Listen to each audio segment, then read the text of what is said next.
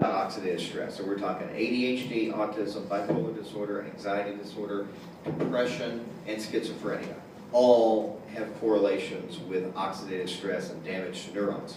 So it's a little bit of a shift for somebody walking into, well, back up. I do have an advantage over you in that the name of my practice is Katie Wellness Institute. So when people come there, and many by referral, they already know I'm kind of integrated and holistic.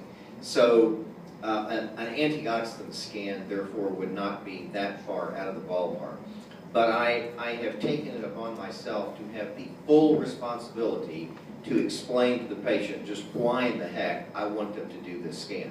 So that customized letter that I wrote, I have got references in there about the reason for this antioxidant scan is that there is a huge correlation between oxidative stress and Alzheimer's disease, and I've got some references in it. And therefore, to maximize your psychiatric care, I think it's very important that you have this. So for you, it would be, you may not know this, but there is a huge correlation between oxidative stress and periodontal disease. For the first time, we have technology to actually to measure this, and we may be recommending this as part of your dental care. I would just cover it right up front. Upfront context. Good. Okay, next question. Hold them asleep. Yes, Randy. Just with the scanners, get the supplementation. In society, this is to everyone up there. What diet changes have you seen in your patients? Because diet change is very important with supplementation, or supplementation is not properly absorbed. What overall diet change have you seen in your patients after being scanned? Let me tell you a little story, because I want you guys to get this. It's fun to talk about diet changes.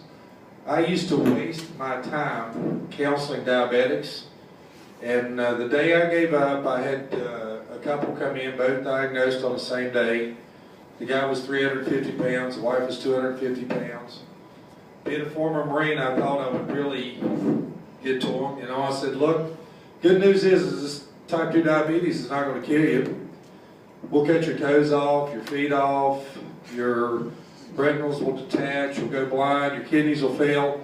The end game here is you're in a wheelchair blind on dialysis in pain. However, the good news is we can change your diet.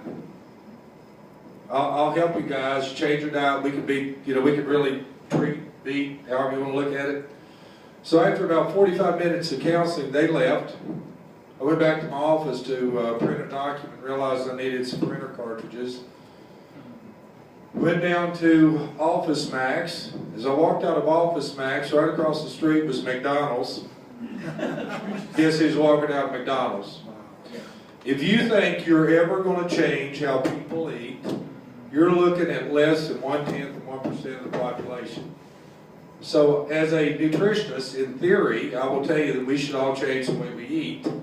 In reality, supplementation is the best hope we have for about 90% of the population.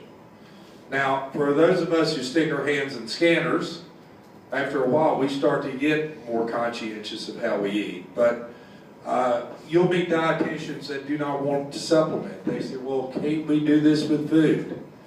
And again, in a theoretical world, yes, and I live in the real world, and the answer is never. Just haven't seen it. Trish, let me add to that, because it's not just diet. What I'm talking about here is supplementation that's being depleted by their diet. And that's including LifePak Nano, and I'm specifically talking about magnesium, because you can't have somebody on a magnesium supplementation that's drinking dry cokes and processed meat and getting optimal absorption, and which the scanner includes, and that's what I want to I agree with you. I'm just saying, if you've got an Italian that's been having pasta every Friday night for the last 30 years with their family, if you got a family that's been having pizza night for the last 20 years on Wednesday night, we talk about those things. It's like, smokers. Is there one smoker on the planet that doesn't know that smoking's bad for their health? Will you ever waste a second of your time telling a smoker they should quit smoking cigarettes? They know they should. There's not a person out there, when I used to do counseling, they'd say, well, John, you know, maybe I shouldn't have a quart of ice cream every night. And I go, yeah. So we just got to be in the real world and understand what our role is here. We'll measure people's nutritional levels, tell them about fruit and vegetable consumption. They don't need a class on how to eat better. There's not one person out there that doesn't know that Diet Cokes are bad for them. There's not one person out there that doesn't know processed food is bad for them. That's not a newsflash to anyone. The scanner gets their attention. If we get them on supplements, their score starts to move. Sometimes they get focused on the score. Anything that gets measured gets improved. So that's why I keep running across these doctors that go, well, you know, I think people should eat better. Well, guess what? So do I. You know, that's interesting, Randy. As a trainer, many of my clients come to me when their doctor has told them, you need to start exercising. They're overweight, high blood pressure, high cholesterol. If you've watched The Biggest Loser, you kind of get the picture, right? It's a big hill to climb to get them from where they are to health. And my vision with this business, in partnering with doctors, was why can we not work as a team? Why are you going to wait until they get, I'm not referencing you, but doctors in general, why are you going to wait until they get sick and get a disease or overweight, high blood pressure, to send them to get help now to a nutritionist and a trainer? Can we not stop this before it happens? And can it be a team effort? Can we together, can we bridge that gap between wellness and disease care? And that was my main motivation. And I think together, regardless of what John says, I think we can do it. Okay, here, Ms. Trainer. How many people in here know you need to exercise? Okay, who was in the gym with me this morning? Where's Bob? Three of us, right? There was 3 of us in the gym this morning. We were running the trails, John. Okay. Just saying. We took today off. John, there are a lot of people that know to exercise. The problem is they can over-exercise or proactively dig themselves out. So there is training even in exercise. You can over-exercise yourself. You know, Randy, I think you had a good question, and I might have interpreted it differently, but having been with the scanner for almost 9 years now, I have found, even in Indiana, in Evansville, when people put their hand on the scanner, there's a really good chance that it can become a behavioral modification tool. And what I feel like is it makes nutrition come to life for them. Here, yeah, we've been hearing that processed food is bad, but they've never had a number before, other than cholesterol and some, you know, things that they don't really understand. So I really do believe, even for myself, I was 27,000 when I first scanned, thinking I was, you know, going to really blow it up because I'm a trainer and I know everything. I'm a nurse, and I really didn't know much about antioxidants. So my score is now 65,000. I've totally changed my life, my diet. You've helped me with that too. Randy was juicing when I first met him. So I do believe that this is a great behavioral modification tool. It's the only thing we can use to teach with. You know, John, I think I went up on you. I've had one great success with that diabetes deal, and here's how it went. It was a 24-year-old football player from Alabama, and I said, Booker, you're strong, but you're also quite fat.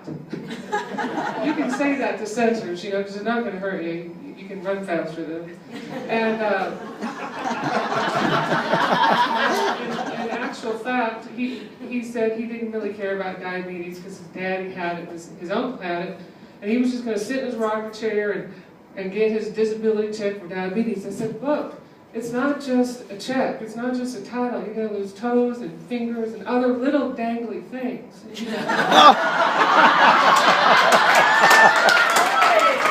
he goes, what are you talking about? I said, I'll see you tomorrow after practice. So I go to YouTube, Google, you can, amputated penises, they're all over the damn place. I got my best possible picture, and I took it to him, and he said, that's not right. I said it did not hurt him. He hadn't felt a thing for probably 18 months. So the next day, he said, Dr. Pearson, I don't drink grape soda anymore. And I said, sweet deal. But that would be one weird example. You gotta go where it counts. But the thing I will say, I've had a patient for 30 years who was a mess, and I've been talking to her about nutrition for 30 years. She's my second patient. just 6 months ago, I didn't have a scanner, but I knew somebody who had, and she came in with a big swollen digit, her second toe after hammer toe surgery 18 months previously, not healing, a lot of pain, couldn't walk, and she ate horribly. And I've known how she's eaten. I said, go get a scan. She came back at 11,000. I said, all right, here's the deal. You're going to start a green drink, and get your omega-3s, get your probiotics, your vitamin D. I didn't have the product at the time. And you're going to get off pop, and you're going to drink water. Well, God bless her, she was competitive as all get out. And she was destined to make those changes, because she said, I never got an F on anything in my life, and this is not going to be the first time. And after 45 days, she scored at 45,000.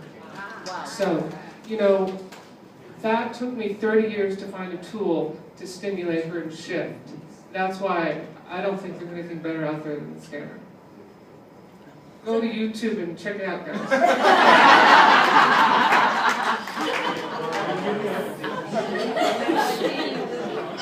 So you can't pay for entertainment like that? So if you want to get your prospects in front of people or conversations like this, let me give you an idea of where these people are at. So Jeff, Kelly, myself, Sherry DiBiase are Pacific Northwest, Steve, Dr. Katie and Lisa, they're in Evansville, Indiana, which is so hard to say. John's always in Florida and different countries. I don't really know where he is.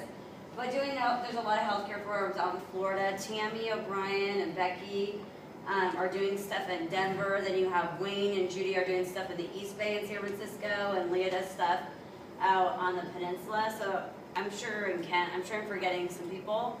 But obviously, we have local meetings that are like this, a smaller version.